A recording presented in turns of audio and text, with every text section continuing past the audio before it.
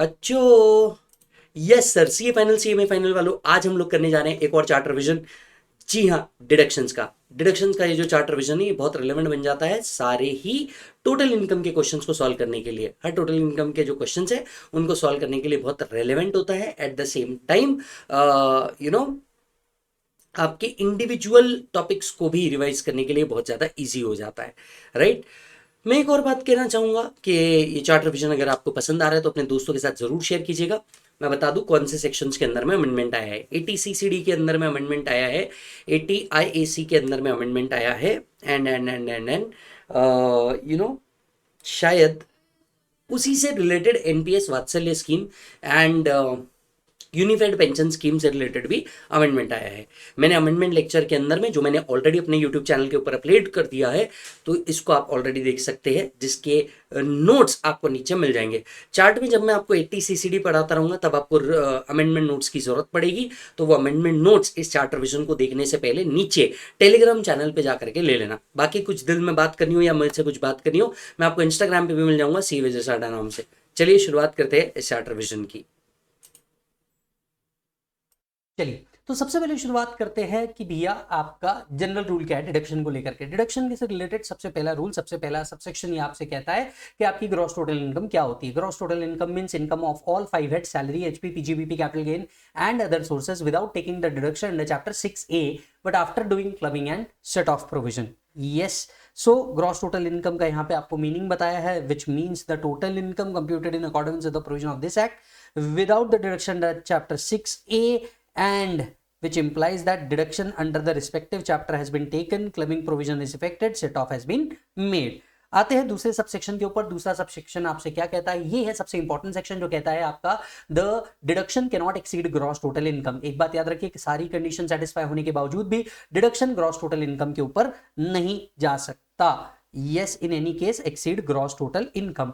Further एक और बात है यहाँ पे कि डिडक्शन कुछ इनकम से नहीं मिलता, जैसे कैपिटल गेन हेड से कोई डिडक्शन नहीं मिलता। तो आपका कैपिटल गेन का टाइप कुछ भी हो, चाहे वो लॉन्ग टर्म हो चाहे शॉर्ट टर्म हो, डिडक्शन नहीं मिलता। Point number 1। पॉइंट नंबर 2, आपका स्पेसिफाइड बिजनेस इनकम जो सेक्शन 35AD वाला है, इसमें से आपको कोई डिडक्शन नहीं मिलता, यहां से भी आपको डिडक्शन नहीं मिलेगा। और तीसरा, the casual incomes and online winning, casual income and online winning से आपको इसमें से कोई डिडक्शन नहीं मिलता। तो 3 इनकम जो मेनली आपको याद रखनी है वो है, पहला कैपिटल गेन्स, दूसरा स्पेसिफाइड बिजनेस इनकम, तीसरा कैजुअल विनिंग्स। इनमें से आपको कोई चैप्टर 6 के डिडक्शन नहीं मिलते। यस मालिक, इनमें से कोई आपको डिडक्शन नहीं मिलते। फर्दर 2 और है, एनआर प्रिजम्पटिव इनकम एंड जो एनआर के कुछ स्पेसिफिक प्रोविजन है। हालांकि ये आप एनआर टैक्सेशन के अंदर में टॉपिक पढ़ते हैं, सीए फाइनल के अंदर में एंड सीएमए फाइनल के अंदर में। चलिए आगे बढ़ते हैं।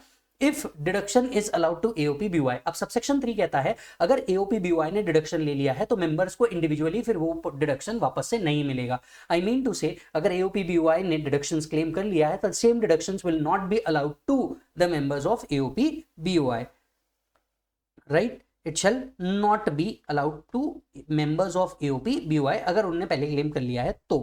फिर आता है सबसेक्शन 4। हालांकि अगर आप सबसेक्शन 4 देखेंगे अब वो इतना रेलेवेंट नहीं बनता, बट हाँ फिर भी प्रैक्टिस में है। अब देखिए, एक डिडक्शन था चैप्टर 6 से पार्ट सी का, जहां पे 80 IA टू 80 RRB के डिडक्शन कवर होते थे अगर प्रॉफिट एंड गेन्स किससे आते थे, उन बिजनेस एक्टिविटीज से आते थे।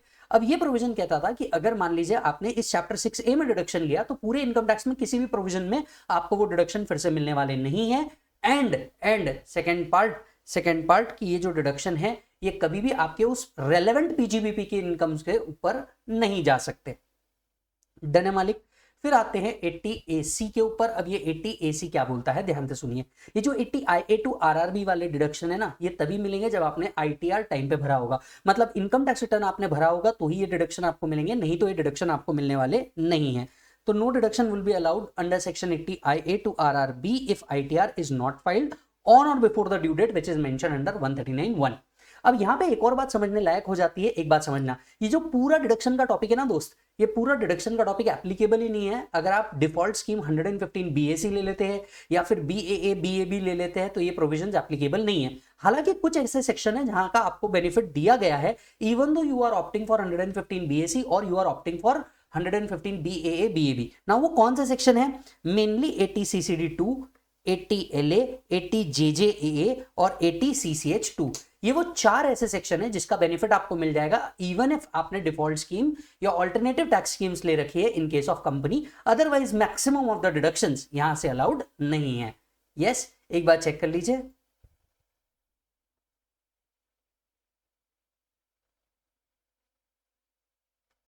चलिए नेक्स्ट सेक्शन की बात करते हैं। नेक्स्ट सेक्शन आता है आपका 80TTA। देखो याद रखने का एक बड़ा सिंपल सा तरीका है। TTA तेरा ट्रांजैक्शन अकाउंट। मोस्टली हम सारे ट्रांजैक्शन काम करते हैं सेविंग बैंक अकाउंट के अंदर में, तो ये याद रखने का तरीका है और कुछ नहीं। आप यूज करना चाहते हैं यूज करिए, नहीं यूज करना चाहते परफेक्टली ऑल राइट। अगर 80TTA की बात करें तो तेरा ट्रांजैक्शन अकाउंट, अब किसको बेनिफिट दिया गया है? ये बेनिफिट दिया गया है सिर्फ इंडिविजुअल या HUF को other than senior citizen. He may be resident, he may be non resident. यानी याद रखें ये सेक्शन का बेनिफिट रेसिडेंट या नॉन रेसिडेंट दोनों को मिल रहा है। अब डिडक्शन किस बात पे मिल रहा है? ये जो डिडक्शन है ये एक इनकम बेस्ड डिडक्शन है। मतलब मान लीजिए आपको interest from saving bank account आया है तो आपको ये डिडक्शन मिलेगा। अब इसकी होलिस्टिक ट्रीटमेंट मैं आपको बता रहा हूं, इंटरलिंकिंग के साथ पढ़ा रहा हूं, मजा आ जाएगा। देखिए क्या होगा, आपको प्रॉफिट एंड लॉस अकाउंट दिया जाएगा और प्रॉफिट एंड लॉस अकाउंट के क्रेडिट साइड में ना आपको लिखा रहेगा इंटरेस्ट ऑन सेविंग अकाउंट आपको मिला है।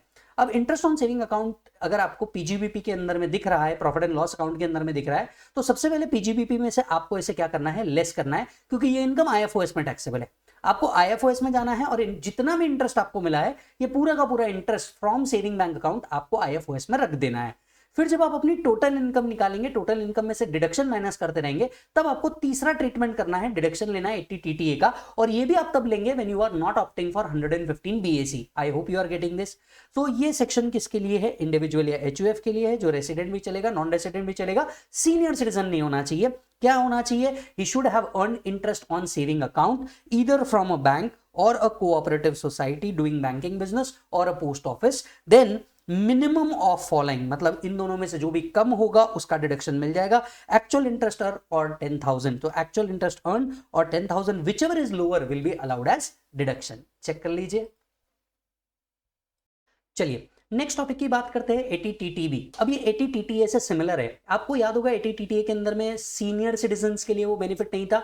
ये सेक्शन लाया है 80TTB only and only for individual who is resident and a senior citizen. तो यहाँ पे तीनों कंडीशन मेट होनी चाहिए, याद रखिएगा। पहला वो इंडिविजुअल होना चाहिए, दूसरा वो रेसिडेंट होना चाहिए, तीसरा वो सीनियर सिटीजन भी होना चाहिए।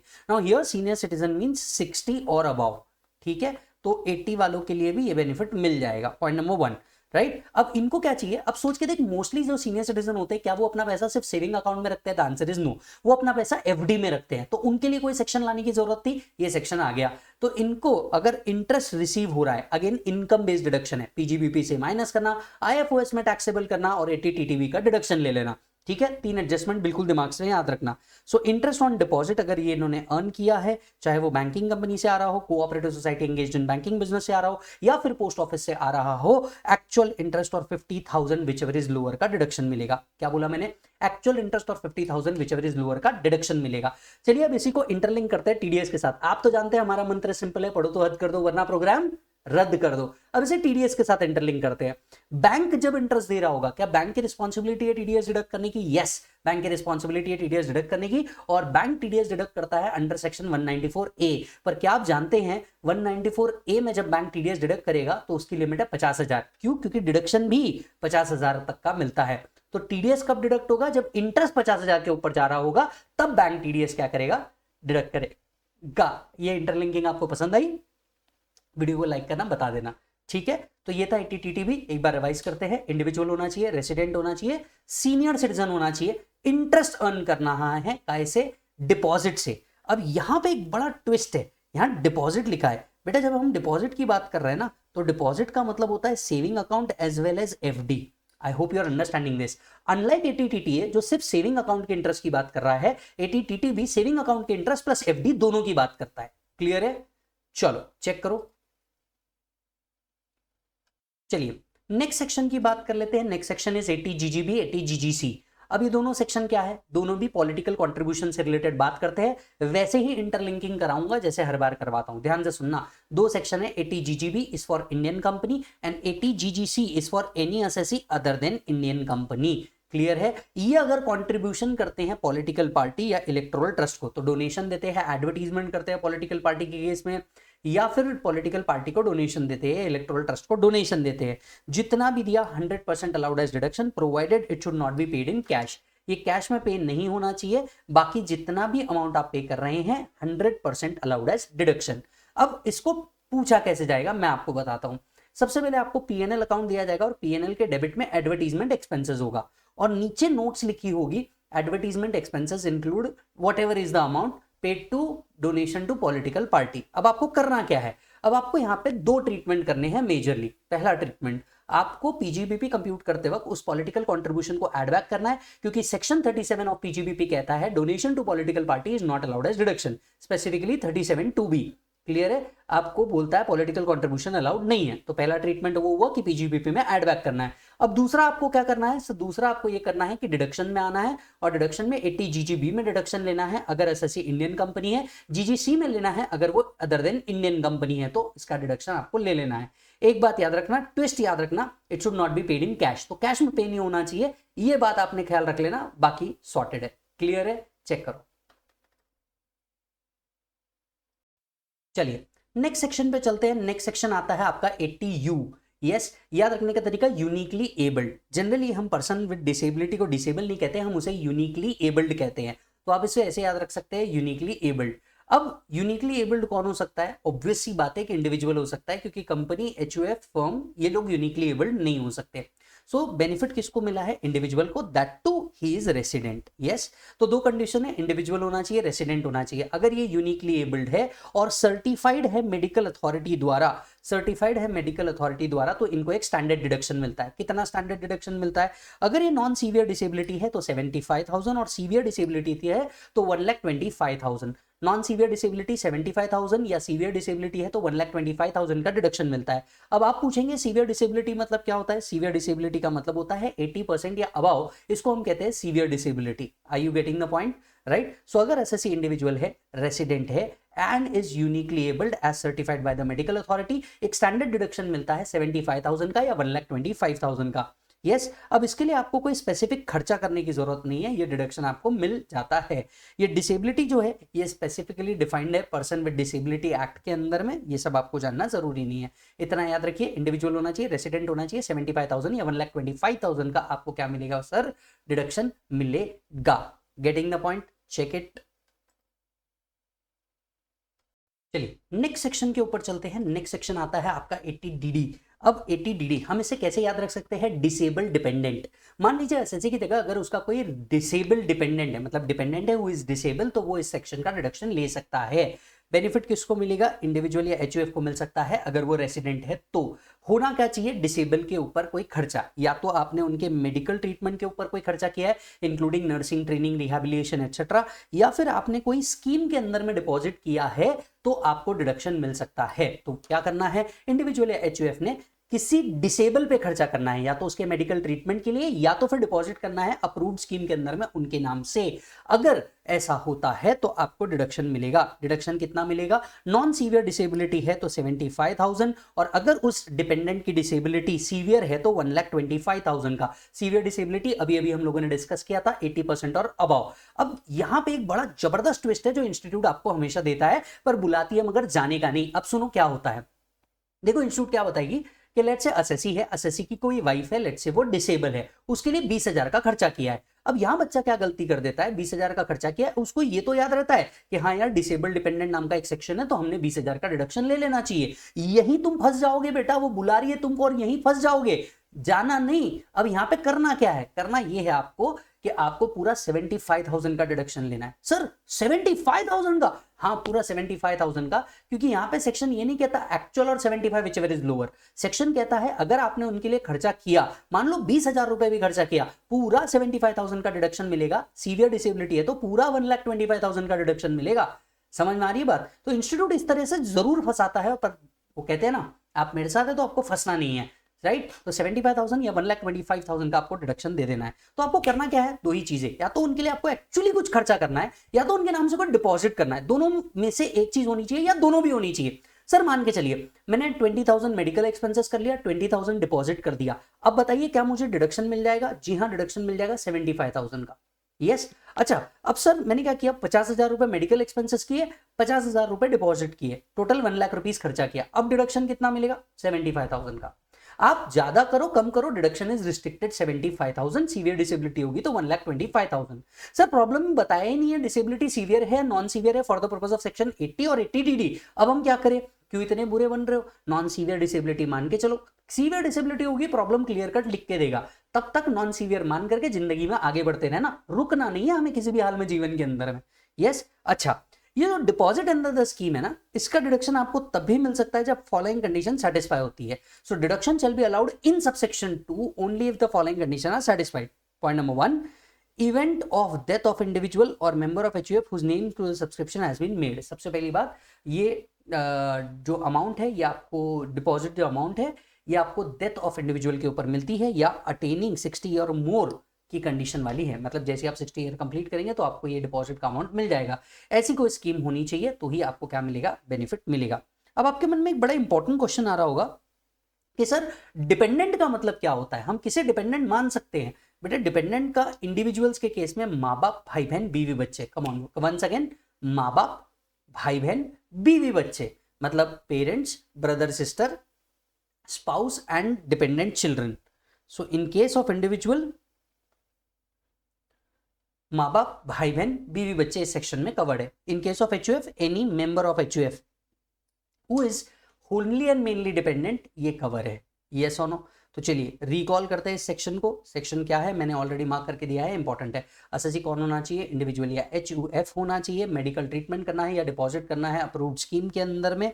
ये थर्ड वाला आप नहीं भी याद रखोगे तो भी चलेगा, they don't ask you even otherwise. तो मेडिकल एक्सपेंसेस या डिपॉजिट या बोथ आपको करना है। आपको डिडक्शन कितना मिलेगा, 75,000 या 1,25,000 का। डिपेंडेंट का मतलब यहाँ पे क्लियर दिया है। सर बताइए, वाइफ के सिस्टर के लिए आपने खर्चा किया, मेरी साली के लिए आपने खर्चा किया, क्या कोई डिडक्शन मिलेगा? Answer is no. हाँ, अगर खर्चा आपकी वाइफ करते तो वाइफ को मिलेगा, आपको कोई डिडक्शन नहीं मिलने वाला। यस, चेक कीजिए सेक्शन को। चलिए नेक्स्ट सेक्शन पे चलते हैं। नेक्स्ट सेक्शन आता है आपका 80D, बड़ा इंपॉर्टेंट है, महत्वपूर्ण है और हमने यहाँ पे ऑलरेडी बता दिया है इंपॉर्टेंट है। चार्ट की सबसे अच्छी बात यही है कि मैंने आपको जगह जगह पे ये बताया है कौन सा इंपॉर्टेंट है कौन सा इंपॉर्टेंट नहीं है। ठीक है, तो चलिए वापस से आपको बता दूं, कुछ लोग कमेंट में पूछ रहे हैं सर चार्ट कहाँ से मिलेगा। तो बेटा चार्ट आपको ekatvam.academy.com से मिलेगा, वहां जाना, आपके बुक सेक्शन होगा उसमें जाना, CA/CM अकॉर्डिंगली सिलेक्ट कर लेना और चार्ट अपना मंगा लेना, 7 दिन के अंदर में डिलीवर हो जाएगा। चलते हैं आगे। 80D मेडिकल इंश्योरेंस की बात चल रही है, ऐसा सेक्शन जो डिडक्शन पूछे तो ये सेक्शन आना ही आना है। मेनली ये सेक्शन किसके लिए है, इंडिविजुअल एचयूएफ के लिए है। आप रेसिडेंट भी हो सकते हैं, नॉन रेसिडेंट भी हो सकते हैं, राइट। 4 चीजें इसके अंदर में कवर हो रही है, कौन कौन सी मैं आपको बताता हूं। सबसे पहले इसके अंदर में मेडिकल इंश्योरेंस कवर होता है, तो आपने अगर कोई मेडिकल इंश्योरेंस प्रीमियम पे किया है तो यस इसका डिडक्शन मिलेगा। दूसरा, central government health scheme, any other notified scheme, तो सेंट्रल गवर्नमेंट की हेल्थ स्कीम या एनी अदर अप्रूव्ड स्कीम का भी बेनिफिट इसके अंदर में कवर्ड होता है। तीसरा, इसमें कवर होता है expenses of preventive health checkup, तो जो प्रिवेंटिव हेल्थ चेकअप आप करा रहे हैं इसका भी डिडक्शन कवर होता है। And expenses for senior citizen, तो अगर आप सीनियर सिटीजन के ऊपर कोई खर्चा करते हैं, मेडिकल एक्सपेंसेस इनकर करते हैं, तो आपको क्या मिलेगा, डिडक्शन मिल जाएगा। तो 4 चीजों का यहाँ पे डिडक्शन मिल रहा है। कम अगेन, पहला मेडिकल इंश्योरेंस, दूसरा प्रिवेंटिव हेल्थ चेकअप, तीसरा central government health scheme any other approved scheme, चौथा मिल रहा है मेडिकल एक्सपेंसेस का आपको डिडक्शन।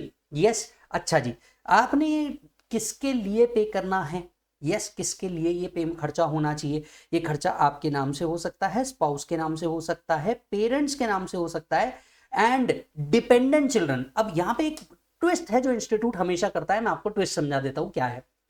आप स्पाउस और पेरेंट्स, डिपेंडेंट इंडिपेंडेंट कुछ भी चलेंगे, पर जो चाइल्ड होना चाहिए that must be dependent. The child must be dependent. Parent, spouse, individual can be dependent, can not be dependent. ये हुआ पहला पॉइंट जो आपको याद रखना है।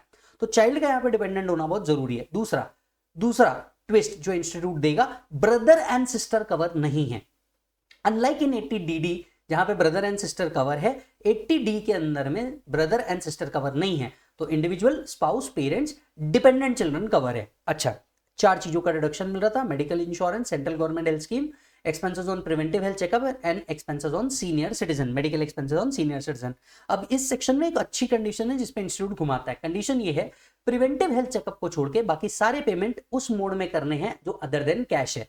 मतलब the payment has to be made by any mode other than cash, हर एक केस में। लेकिन प्रिवेंटिव हेल्थ चेकअप का जो पेमेंट है वो इंक्लूडिंग कैश हो सकता है। तो प्रिवेंटिव हेल्थ चेकअप का जो पेमेंट है ये कैश या नॉन कैश दोनों हो सकता है। बाकी सारे केस में आपको उन्हीं मोड में करने होंगे जो अदर देन कैश होंगे। मतलब कौन कौन से हो गए? Debit card, credit card, beam पे, यूपीआई, एनईएफटी, आरटीजीएस, आईएमपीएस, इनमें से कोई भी मोड सिलेक्ट कर लो चलेगा, कैश नहीं देना है। यस, अच्छा जी, अब एक बार इसे चेक कीजिए। डन। अब आते हैं हम लोग अमाउंट ऑफ डिडक्शन कितना होगा, कितना डिडक्शन इसके ऊपर आपको मिलने वाला है। अब देख दोस्त, देखो डिडक्शन कितना मिलेगा भाई, तेरे को पता है 13, that is individual plus spouse plus dependent children. Individual plus spouse plus dependent children, तीनों का मिला के एक्चुअल अमाउंट पेड और 25,000 विच एवर इज लोअर। क्या बोला हमने? एक्चुअल और 25,000 विच एवर इज लोअर का आपको क्या मिलेगा? डिडक्शन मिलेगा। किसका? आपका प्लस स्पाउस का प्लस डिपेंडेंट चिल्ड्रन का मिला के एक्चुअल और 25 which ever is lower. Parents का अलग से लिमिट है एक्चुअल और 25 विच एवर इज लोअर। तो पेरेंट्स की जो लिमिट है ये बिल्कुल अलग है। पेरेंट्स के लिए भी लिमिट है एक्चुअल और 25 विच एवर इज लोअर। मतलब अगर मैं ध्यान से बात करूं तो इन टोटल कितना मिल जाता है? 50,000 का मिल जाता है। लेट्स से मेरा प्लस वाइफ का प्लस बच्चे का 25,000, पेरेंट्स का 25,000 अलग से माता पिता मिला के, ठीक है। तो ये हो गया टोटल लिमिट कितनी बेटा? 50,000, 25 प्लस 25। अब यहाँ पे एचयूएफ की भी ओवरऑल लिमिट कितनी है? एक्चुअल और 25 विच एवर इज लोअर। अब आते हैं नेक्स्ट पॉइंट पे। अगर इनमें से कोई भी सीनियर सिटीजन हो जाता है, दैट इज पेरेंट्स, आप, स्पाउस, कोई भी सीनियर सिटीजन हो जाता है, तो ऐसे केस के अंदर में जो 25,000 की लिमिट है ये 50,000 हो जाती है। तो let us understand a scenario. मेरा प्लस वाइफ का प्लस डिपेंडेंट बच्चे का मिला के एक्चुअल और 25 which ever is lower, clear है। पेरेंट्स का एक्चुअल और 25 which ever is lower. Suppose करते हैं one of the parent is senior citizen, तो क्या हो जाएगा? एक्चुअल और 50 which ever is lower, which means मेरा 25 प्लस पेरेंट्स का 50, ओवरऑल लिमिट ऑफ 50 की जगह 75 हो गई। I hope you are understanding this. Yes. अब आते हैं तीसरे पार्ट पे। अज्यूम कर लेते हैं असेसी भी सीनियर सिटीजन और उसके पेरेंट भी सीनियर सिटीजन। अब लिमिट कितनी हो गई? खुद की लिमिट 25 से 50 पे शिफ्ट हो जाएगी, पेरेंट्स की लिमिट तो 50 थी ही, यानी ओवरऑल लिमिट बन जाएगी कितनी? 1 लाख। यानी depending upon the circumstances given in the problem, you have to take the maximum limit either 50 or 75 or 1 lakh as the case may be. Actual or maximum limit whichever is lower का आपको क्या मिलना है? Deduction मिलना है। Actual or maximum limit कितनी है? 3, 50, 75, 1 lakh as the case may be. I hope you are understanding this. So where the premium is paid for senior citizen, then deduction aggregate premium paid और 50,000 whichever is lower का आपको क्या मिल जाएगा? Deduction मिल जाएगा। Clear है? So in a nutshell an individual tax payer can claim deduction up to 1 lakh. ये कब होगा? जब असेसी भी सीनियर सिटीजन और पेरेंट्स भी कौन हो बेटा? सीनियर सिटीजन हो, तो आपको मिल जाएगा। अब एक और सवाल उठता है, देखिए कई बार ऐसी पॉलिसी होती है जहां पे सिंगल प्रीमियम और मल्टीपल ईयर्स कवर होते हैं। मतलब सिंगल प्रीमियम आप पे करेंगे और इसमें मल्टीपल ईयर्स कवर हो जाएंगे, तो डिडक्शन जो होगा वो लेट्स से एक प्रीमियम आपने पे किया 3 साल का एक साथ, आपको डिस्काउंट मिल रहा था 3 साल का एक साथ आपने पे कर दिया। अब जो डिडक्शन है वो आपको एक ही साल में मिल जाएगा, ये इसे अपोर्शन करना पड़ेगा 3 इयर्स में। लॉ कहता है इसे अपोर्शन करना पड़ेगा इन 3 इयर्स में। So in case of a single premium health insurance policy which cover more than 1 year, deduction shall be allowed on a proportionate basis. Deduction shall be allowed on a proportionate basis.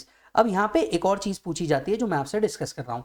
Preventive health checkup is covered with in the overall limit. Yes और no, 25,000 या 50,000 की limit में cover है। लेकिन क्या आप जानते हैं प्रिवेंटिव हेल्थ चेकअप को एक इंडिविजुअल लिमिट भी है विच is covered in the overall limit. Preventive health checkup की लिमिट कितनी है? कोई कमेंट करके जरूर से जल्दी से बताएं, नहीं तो मैं तो बता ही रहा हूं। प्रिवेंटिव हेल्थ चेकअप जो है वो मैक्सिमम कितने तक के अलाउड है? 5,000 रुपीज तक अलाउड है। तो मैक्सिमम प्रिवेंटिव हेल्थ चेकअप की जो लिमिट है वो 5,000 है फॉर ऑल पेरेंट्स, मेरा, स्पाउस का, बच्चे का, सबका मिला के 5,000 which is covered in the overall limit of 25,000 और 50,000 और 1 lakh. Are you getting the point?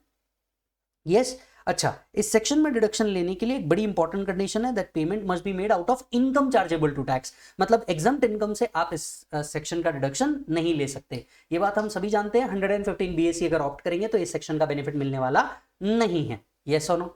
अच्छा, अब देखिए क्या होता है, ये जो बहुत सुपर सीनियर सिटीजन होते हैं ना, लेट्स से 80 और अबव, इनको मेडिकल इंश्योरेंस नहीं मिलता। तो अगर आपने इनके लिए प्रिवेंटिव हेल्थ चेकअप का भी एक्सपेंसेस इनकर किया है तो आप इसका डिडक्शन ले सकते हैं एक्चुअल और 50,000 विच एवर इज लोअर का। यस और नो? ये भी डिडक्शन ले सकते हैं। एक नोटिफिकेशन आया था, नोटिफिकेशन नंबर 9 2018, जो कहता था अगर आप health scheme of atomic energy, department of atomic energy के भी हेल्थ स्कीम में अगर कंट्रीब्यूट करते हैं तो यस आपको 80D का डिडक्शन मिल जाएगा। क्लियर है? एक बार चेक कर लीजिए। यस सर, नेक्स्ट सेक्शन आता है आपका एटीसीसीएच। एटीसीसीएच के अंदर में दो पार्ट है, एटीसीसीएच 1 जिसका डिडक्शन सिर्फ ओल्ड स्कीम में मिलता है, और एटीसीसीएच 2 जिसका deduction old plus new scheme दोनों में मिल जाता है। Eighty CCH 1 own contribution to Agniveer Agnipath corpus fund के अंदर में डिडक्शन बोलता है। सो अगर मान के चलिए विजय ने क्या किया है, अग्निवीर अग्निपथ कॉर्पस फंड के अंदर में पैसा है डाला है, और जितना भी पैसा आपने डाला है 100% अलाउड एज डिडक्शन। सो याद रखिए एसएससी कौन होना चाहिए, इंडिविजुअल जिन्होंने क्या किया है, अग्निवीर अग्निपथ कॉर्पस फंड के अंदर में पैसा डाला है, तो 100% डिडक्शन मिल जाएगा। लेकिन आपको याद रखना होगा कि आप ओल्ड स्कीम में होने चाहिए। अब आते हैं सबसेक्शन 2 के ऊपर। सबसेक्शन 2 के अंदर में जो एम्प्लॉयर एम्प्लॉय के बिहाफ पे, दैट इज सेंट्रल गवर्नमेंट अपने लोगों के बिहाफ पे कंट्रीब्यूट करता है under the Agniveer corpus fund, तो सबसे पहले अगर ये सैलरी के माध्यम से आया है तो आपको सबसे पहले क्या करना होगा, सैलरी में टैक्स करना होगा। और एम्प्लॉयर ने जो कंट्रीब्यूट किया है इसका डिडक्शन एटीसीसीएच 2 में मिल जाएगा, चाहे आप ओल्ड स्कीम में हो चाहे आप न्यू स्कीम में हो। जितना सरकार ने कंट्रीब्यूट किया है, सेंट्रल गवर्नमेंट ने कंट्रीब्यूट किया है, उतना पूरा डिडक्शन आपको मिल जाएगा, चाहे आप ओल्ड स्कीम में हो या न्यू स्कीम में। याद रखना, पहले सैलरी के अंदर में ऐड करना और फिर आपको क्या लेना है, उसका deduction. So come on, eighty CCD के दो पार्ट, एटीसीसीएच 1 ओन कंट्रीब्यूशन का डिडक्शन मिलेगा 100%, that too in old scheme. Eighty CCD 2 central government contribution का डिडक्शन मिलेगा under the old and the new scheme. पहले सैलरी में ऐड करना है, फिर आपको क्या लेने हैं, डिडक्शन लेने हैं। डिडक्शन कितना, जितना कंट्रीब्यूशन हो रहा है उतना। चेक कर लीजिए।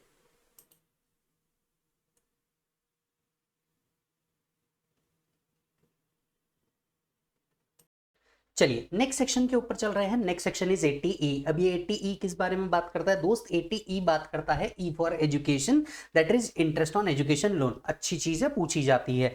अगर एसएससी इंडिविजुअल है, रेसिडेंट या नॉन रेसिडेंट दोनों चलेगा, और वो इंटरेस्ट दे रहा है ऑन एजुकेशन लोन, वो इंटरेस्ट दे रहा है on education loan out of income chargeable to tax, exempt income से नहीं देना, out of income chargeable to tax, अगर वो क्या दे रहा है, इंटरेस्ट पे कर रहा है ऑन एजुकेशन लोन, तो ये जो इंटरेस्ट है इसका 100% डिडक्शन मिल जाएगा। 100% डिडक्शन मिल जाएगा, जितना भी इंटरेस्ट आप पे कर रहे हैं उसका। कितने ईयर्स तक के मिलेगा? 8 years in total, starting from the year of repayment. तो आपको जिस साल से आपने पे करना चालू किया प्लस 7 ईयर्स का आपको बेनिफिट मिलता है। इन टोटल 8 ईयर्स का आपको बेनिफिट मिलता है। अच्छा जी, कुछ और बातें कर लेते हैं। ये लोन किसके एजुकेशन के लिए होना चाहिए? सर स्पाउस का भी चलेगा, बच्चे का भी चलेगा, रादर आप किसी के गार्डियन हैं तो उसका भी चलेगा। तो स्पाउस का एजुकेशन, खुद का एजुकेशन, बच्चे का एजुकेशन, रादर आप किसी के गार्डियन है उसका एजुकेशन भी चल जाएगा। याद जो रखना है, लोन फाइनेंशियल इंस्टीट्यूशन से ही लेना होगा। किसी रिलेटिव से लेकर के उसको इंटरेस्ट दे रहे हो, इसका कोई डिडक्शन मिलने वाला नहीं है। ग्रेजुएट, पोस्ट ग्रेजुएट्स दोनों इसके अंदर में कवर होते हैं। Actual interest paid is allowed as deduction, तो एक्चुअल इंटरेस्ट जितना भी आपने पे किया पूरा डिडक्शन मिल जाएगा। प्रिंसिपल का कोई डिडक्शन नहीं मिलने वाला। यस और नो?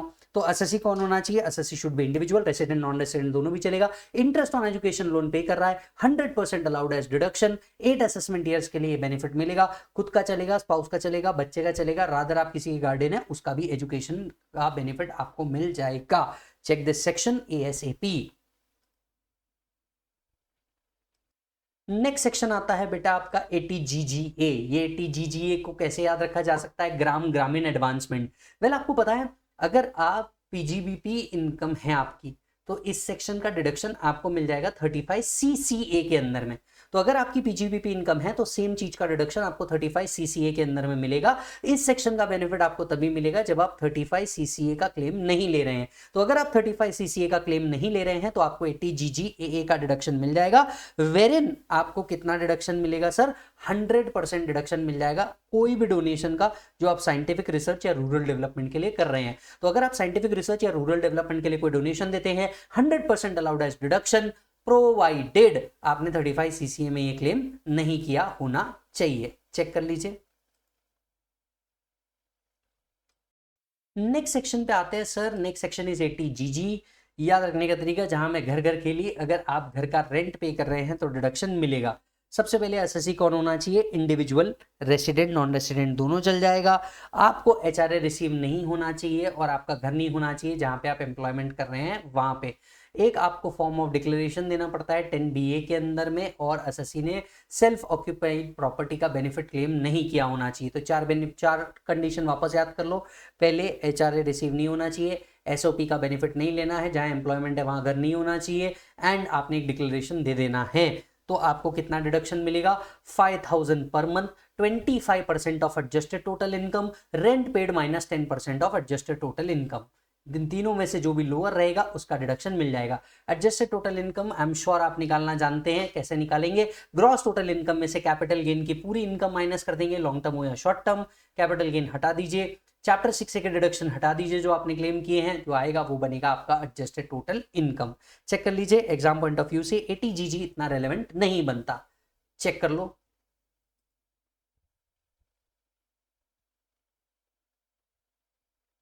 चलिए नेक्स्ट सेक्शन की शुरुआत करने जा रहे हैं 80EEA। अब वैसे इस सेक्शन को लग चुका है सनसेट। अब जब भी मैं ये कहता हूं ना किसी सेक्शन को सनसेट लग गया है, मतलब एग्जैक्टली क्या हो चुका है? देखिए आज हम इसका डिडक्शन ले सकते हैं जब पिछले सालों में जो इस सेक्शन में मेंशन्ड है उन ईयर्स में अगर इन सेक्शन की कंडीशन सेटिस्फाई की होगी तो ही आपको डिडक्शन मिलेगा। प्रैक्टिकली स्पीकिंग आज इन सेक्शन की कंडीशंस में कुछ भी नहीं दिया हुआ है। ये एक पास्ट वाला सेक्शन है जिसको हमको आज भी कैरी करना है, एक पुराना वादा जिसे आज भी निभा रहे हैं, बस वैसा ही कुछ। एसएससी कौन होना चाहिए? इंडिविजुअल, रेसिडेंट, नॉन रेसिडेंट हो सकता है। इंटरेस्ट ये पे कर रहा है on loan taken for the residential house property. तो सेक्शन 24B में जो आपको HP में से इंटरेस्ट ऑन बोरोड कैपिटल का डिडक्शन मिलता है, उसके अलावा एडिशनली यहां से और भी मिलता था इन सेक्शंस के अंदर में, राइट? अच्छा, ये हुई एक बात। दूसरी बात, इसकी कुछ कंडीशन है जो आपको सेटिस्फाई करनी है। कंडीशन क्या है? The loan has been sanctioned by the financial institution between 2019 to 2022। तो 2019 से 2022 के बीच में आपको क्या होना चाहिए? ये लोन सैंक्शन होना चाहिए। Stamp duty value of the residential property does not exceed 45 lakh. तो आपको क्या मिलेगा? डिडक्शन मिलेगा ऑफ एक्चुअल इंटरेस्ट पेड और 1,50,000 विच एवर इज लोअर का। यहाँ पे विच एवर इज लोअर कर दीजिए, यस। सो एक्चुअल इंटरेस्ट और 1,50,000 विच एवर इज लोअर का आपको क्या मिलेगा? डिडक्शन मिलेगा। क्लियर है मालिक? चेक करिए सेक्शन। हालांकि देखिए अगर आज आप 2024 में 2025 में जब भी आप ये बेनिफिट लेना चाह रहे हैं, ये बेनिफिट आज नहीं मिलने वाला। ये बेनिफिट आपको मिलेगा कब? जब आपने ऑलरेडी 19 से 22 के बीच में लोन सैंक्शन कराया है तब।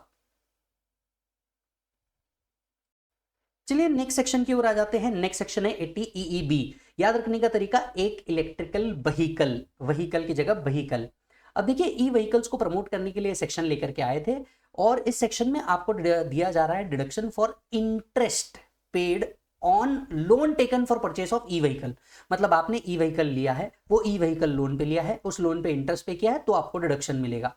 अच्छा, डिडक्शन भी कब मिलेगा? जब आपने लोन 2019 से 23 के बीच में लिया होगा, राइट? यानी 2024 में अगर आप कोई ले रहे हैं तो बेनिफिट नहीं है, पर हाँ 2023 तक के आपने लोन लिया है तो आपको बेनिफिट मिल जाएगा। कितना डिडक्शन मिलेगा? एक्चुअल और 1,50,000 विच एवर इज लोअर, मतलब एक्चुअल इंटरेस्ट पेड और 1,50,000 which ever is lower paid. अच्छा, ये बेनिफिट दिया गया सिर्फ इंडिविजुअल को। सो एसएससी अगर इंडिविजुअल है, इंटरेस्ट ऑन लोन वो पे कर रहे हैं, लोन कहां से होना चाहिए? कोई फाइनेंशियल इंस्टीट्यूशन या NBFC, दोनों में से चलेगा। लोन आपने 2019 से 2023 के बीच में लेना है, और एसएससी के पास कोई अदर इलेक्ट्रिकल व्हीकल नहीं होनी चाहिए। अगर ये मेजर 3 कंडीशन सेटिस्फाई हो जाती है तो एक्चुअल और 1,50,000 विच एवर इज लोअर का आपको क्या मिलेगा? डिडक्शन मिलेगा। चेक करो मालिक। Next going to the another section 80EE। अब ये सेक्शन भी एक सनसेट वाला सेक्शन है। जैसा कि आप जानते हैं सनसेट का मतलब क्या होता है? अगर किसी ने पुराने टाइम में इन सेक्शन की कंडीशन सेटिस्फाई करी थी तो आज भी आपको इस सेक्शन का डिडक्शन मिल सकता है। कौन सा है वो सेक्शन? देखिए again, interest on housing loan. एक सेक्शन आपने पढ़ा है 80EA और दूसरा सेक्शन है 80EE। अब हुआ क्या था, 16-17 में पहली बार इस सेक्शन को लेकर के आए थे और कहा था अगर किसी ने होम लोन लिया है 16-17 में तो अपार्ट फ्रॉम 24B जिसका डिडक्शन आपको मिलता है, ये डिडक्शन आपको मिलेगा। तो मेजर कंडीशन है, इसके ऊपर फोकस कर लो। लोन कहां सैंक्शन होना चाहिए? 16-17 के बीच में सैंक्शन होना चाहिए, तो आज भी बेनिफिट मिलेगा अगर आप इंटरेस्ट पे कर रहे होंगे। तो लोन का जो अमाउंट है वो 35 लाख तक का ही होना चाहिए और प्रॉपर्टी का वैल्यू 50 लाख से ऊपर नहीं होना चाहिए। मेजर 3 कंडीशन देखो। कंडीशन नंबर 1, लोन 16-17 में सैंक्शन होना चाहिए। कंडीशन नंबर 2, लोन का अमाउंट 35 लाख से ऊपर नहीं होना चाहिए। कंडीशन नंबर 3, प्रॉपर्टी का वैल्यू 50 लाख से ऊपर नहीं होना चाहिए। He does not own any other residential house as on the date of sanction of loan। मतलब जिस दिन लोन सैंक्शन हो रहा है, या आप ऐसा कह सकते हैं दिस में be the first property they should be holding. Yes, SSC individual या रेसिडेंट, नॉन रेसिडेंट कुछ भी चलेगा, इंटरेस्ट जितना वो पे कर रहा है और 50,000 विच एवर इज लोअर का डिडक्शन मिलेगा। तो 80 डबल ई में कितना है एक्चुअल और 50 विच एवर इज लोअर, 80 ईईए में कितना था एक्चुअल और 1,50,000 which ever is lower. Yes और नो, दोनों सेक्शन को देखिएगा फिर ये आगे बढ़िएगा। चलिए नेक्स्ट सेक्शन की सीरीज पे चलते हैं, 80C वाली सीरीज। अब ये जो 80C, ट्रिपल सी और CCD ऐसी तीनों सीरीज है।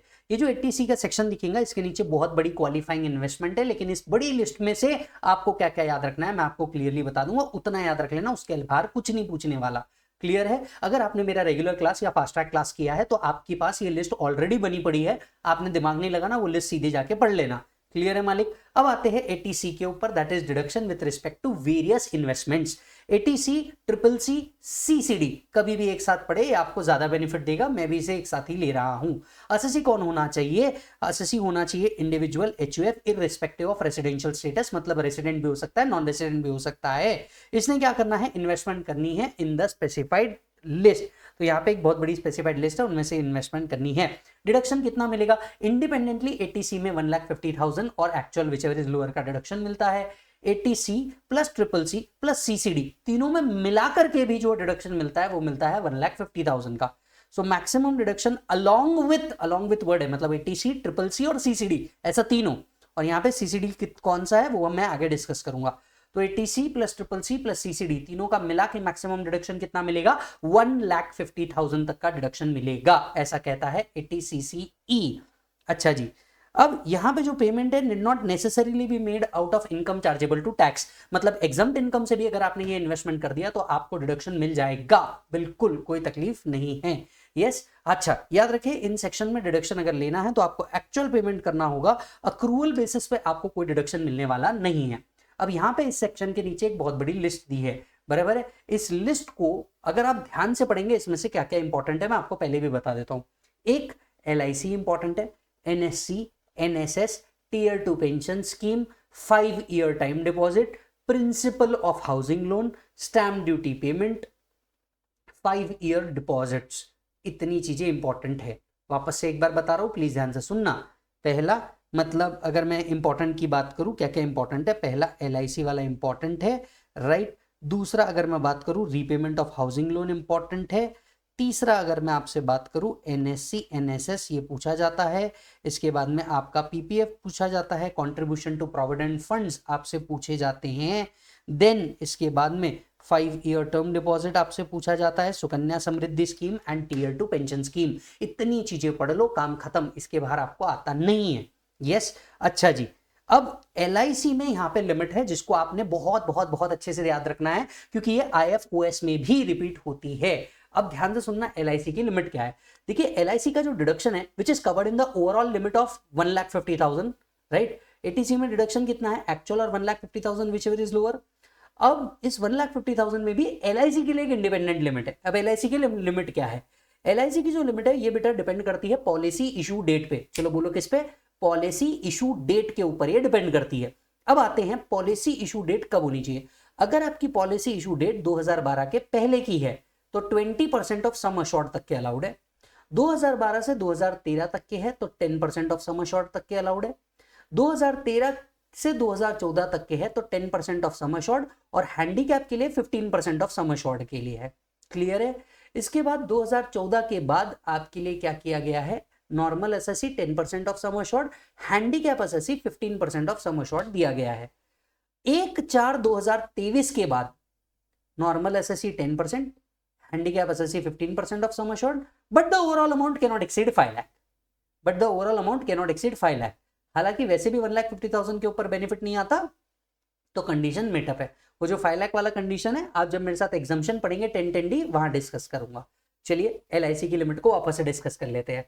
पॉलिसी इशू डेट 2012 के पहले की है तो 20% ऑफ सम अश्योर्ड, 2012 के बाद की है तो 10% ऑफ सम अश्योर्ड, 2013 के बाद की है तो 10% ऑफ सम अश्योर्ड और हैंडीकैप के लिए 15% ऑफ सम अश्योर्ड, 2023 के बाद की है तो 10 एंड 20% ऑफ 10 और 15% ऑफ सम अश्योर्ड के अलावा 5 लाख की एक एग्रीगेट लिमिट भी आपको दी गई है। हालांकि the maximum deduction in 80C independently और along with 80 triple C and CCD cannot exceed 1,50,000। एक बार चेक कर लीजिए और जितनों को मैंने इंपॉर्टेंट मार्क कराया है उतनों को ही आप मार्क कर लीजिए।